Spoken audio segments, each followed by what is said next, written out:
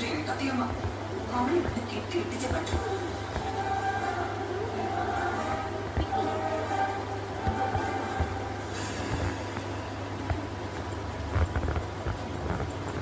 ഒന്ന് ജോലി വരെ പോകണം.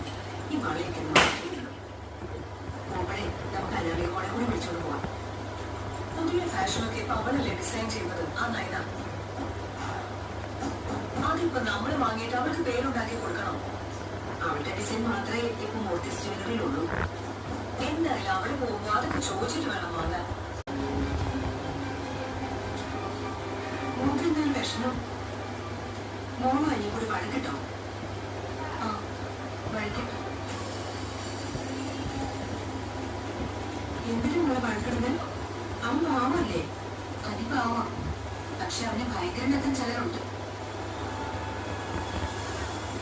ഞങ്ങളെ തമ്മിൽ തെറ്റിക്കാൻ.